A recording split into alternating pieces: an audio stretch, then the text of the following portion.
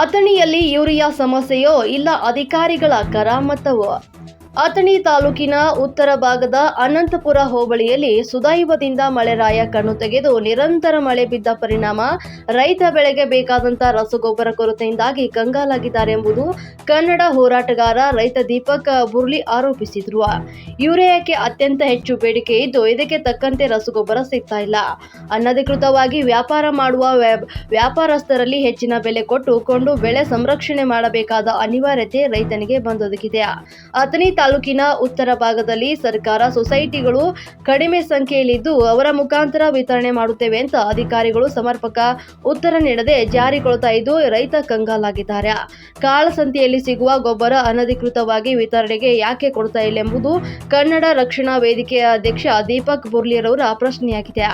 ರೈತ ಹೋರಾಟಗಾರರು ಬೀದಿಗಿಳಿದು ಹೋರಾಟ ಮಾಡುವ ಮೊದಲು ರೈತರ ಬೆಳೆಗೆ ಅನುಕೂಲ ಮಾಡಿಕೊಡಬೇಕು ಅಧಿಕಾರಿಗಳ ಕರ್ತವ್ಯ ಅಂತ ಎಚ್ಚರಿಕೆಯನ್ನ ನೀಡಿದ್ದಾರೆ. ದೀಪಕ್ ಬುರ್ಲಿ ತಾಲೂಕು ಅಧ್ಯಕ್ಷರು, ಕರ್ನಾಟಕ ರಕ್ಷಣಾ ವೇದಿಕೆ, ಅಥಣಿ. ನೋಡ್ರಿ, ಹಿರಿಯ ಸಮಸ್ಯೆ ನಮ್ಮಲ್ಲಿ ಅಥಣಿ ತಾಲೂಕಿನಾಗ ಒಮ್ಮೆ ಹಿರಿಯ ಬಂದೇ ಇಲ್ಲ. ದೀಡ್ ತಿಂಗಳತ್ತು ಒಂದು ರೇಖು ಬರವಲ್ಲು, ಯಾರು ಮಟೀರಿಯಲ್ ತೊಗೋತೀವಿ ಅಂದ್ರೆ ಮಟೀರಿಯಲ್ ಬರವಲ್ತು, ಹಂಗೂ ಬರವಲ್ತು. ರೈತ ಸಂಘದವರು ರೈತರು ನಮಗೆ ಕಿರಿಕಿರಿ ಮಾಡತ್ತಾರೆ. ಇಲ್ಲ ಅಂಗಡಿಗಳು ಬಂದ್ ಮಾಡಿ ಸುಮ್ ಶಾಂತ ನಿಮ್ಮ ಆಫೀಸ್ ಬಂದು ಕೊಂಡಂದ್ರೆ ಕೃಷಿ ಇಲಾಖೆ ಕೊಡ್ತೀವಿ. ಇಲ್ಲ ಅಂತಂದ್ರೆ ಬಂದಿದ್ದ ಅವ್ರು ಯಾರೋ ಡಿಪಾರ್ಟ್ಮೆಂಟ್ದವರು ಅಲ್ಲಿ ಇಲ್ಲಿ ಬೇರೆ ಸೊಸೈಟಿಗಳು ಕೊಡ್ಕೋತ ಕೂತ್ರೆ ದಂಧೆ ಮಾಡೋದು ಹೆಂಗೆ? ನಮಗೆ ಮಟೀರಿಯಲ್ ಬರಲಿಲ್ಲ ಅಂದರೆ 2 ತಿಂಗಳಗಟ್ಟಲೆ ರೈತರು ಕೇಳ್ತಾರೆ. ನಮ್ಮ ತಾಲೂಕು ನಮ್ಮ ಕಡೆ ಸೊಸೈಟಿಗಳು ಇಲ್ಲ. ಅಥಣಿ ಈ ಭಾಗದೊಳಗೆ ಅನಂತಪುರ ಹುಬ್ಬಳ್ಳಿ ಒಳಗೆ ಈ ಕಡೆ ಸೊಸೈಟಿಗಳು ಇಲ್ಲದ್ರೆ ರೈತರು ಹೋಗೋರೇ ಇದ್ದಾರೆ. ಅಲ್ಲಿ ಇಲ್ಲಿ 300-400 ರೂಪಾಯಿ ಕೊಟ್ಟು ಮಂದಿಯಲ್ಲಿ ತೊಗೊಂಬ ಅಂತಂದ್ರೆ ಅವ್ರನ್ನ ಊರ್ಲು ಹಾಕದಂಗೆ ಆಕೈತಿ ಪರಿಸ್ಥಿತಿ. ಅದನ್ನು ಡಿಪಾರ್ಟ್ಮೆಂಟ್ದವರು ರಾಜಕಾರಣಿಗಳು ತಿಳ್ಕೊಬೇಕು. ಇಲ್ಲ ನಾವು ರಕ್ಷಣಾ ವೇದಿಕೆ ನಮ್ಮ ಶಾಲೆ ಹಾಕಿ ಬಂದು ಆಫೀಸ್ ಕೀಲಿ ಹಾಕಿ ಕುಂತೀವಿ ಅಂತಂದ್ರೆ ನಾವು ಯಾನ ಹಿಂದಿನ ಕೇಸ ಕಚೇರಿ ನಾವು ನೋಡೋಕೆ ಭಾಳ ತಯಾರಿದೀವಿ. ಈಗ 2 ತಿಂಗಳು ನಾವು ಡಿಪಾರ್ಟ್ಮೆಂಟ್ದವ್ರು ಮಾತಾಡಿ ಸಾಕಾಗೈತಿ. ಯಾರು ರೆಸ್ಪಾನ್ಸ್ ಮಾಡ್ತಾ ಇಲ್ಲ. ಬರ್ತೈತಿ ಕೃಷ್ಣಗೆ ಹೋದವ್ರು ಅಂತ ಹೇಳ್ತಾರೆ, ಅವ್ರ ಕಡೆ ಹಿರಿಯಣ್ಣ ಬಂದಿರಂಗಿಲ್ಲ ಒಮ್ಮೆ ಅಂತ ಅವ್ರು ಹೇಳ್ತಾರೆ.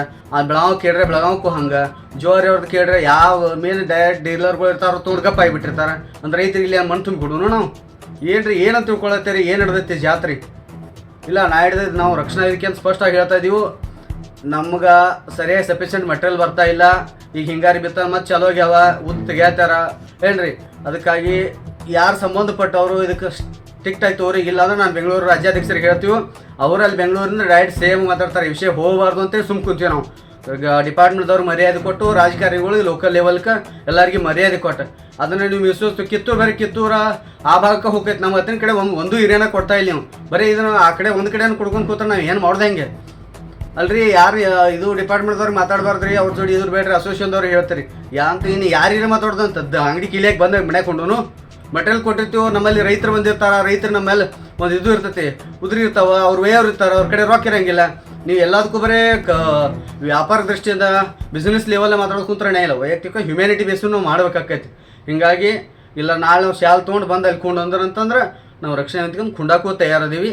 ಇದನ್ನು ದಯವಿಟ್ಟು ಈ ಸಂಬಂಧಪಟ್ಟ ಎ ಡಿ ಅವರು, ಜೆ ಡಿ ಅವರು, ಡಿಪಾರ್ಟ್ಮೆಂಟ್ದವ್ರು ಎಲ್ಲರೂ ಈಗ ಎಂಥಲ್ಲಿ ನೀವು ಅಂಗಡಿ ಎಲ್ಲ ಲೈಸೆನ್ಸ್ ಇಲ್ಲದವ್ರಿಗೆ ಎಂಥ ಎಷ್ಟೋ ಲೋಡ್ ಗಟ್ಟಲೆ ಕೊಡತ್ತೀರಿ ವಿದೌಟ್ ಲೈಸೆನ್ಸ್ದವ್ರಿಗೆ. ಬರೀ ಹೆಳ್ಯಾಗ ಎಷ್ಟೋ ಜನ ಎಲ್ಲ ಎಟ ಕಡೆ ಅದಾವೆ. ಅಂಥವ್ರು 300-400-400 ರೂಪಾಯಿ ಮಾರತ್ತಾರೆ. ಅಂಥವ್ರನ್ನ ಯಾರೂ ಹಿಡಿಯಂಗಿಲ್ಲ. ಅದನ್ನು ಸಂಬಂಧಪಟ್ಟವರು ಭಾಳ ಗಂಭೀರವಾಗಿ ಇಂಥದ್ದನ್ನು ನೋಡ್ರಿ. ಇಲ್ಲ ನಾವು ಇವತ್ತು ರಾಜ್ಯಾಧೀಶರಿಗೆ ಹೇಳ್ತೀವಿ, ಅಲ್ಲಿ ಸಿ ಎಮ್ ಅವ್ರಿಗೆ ಮಾತಾಡ್ತಾರೆ.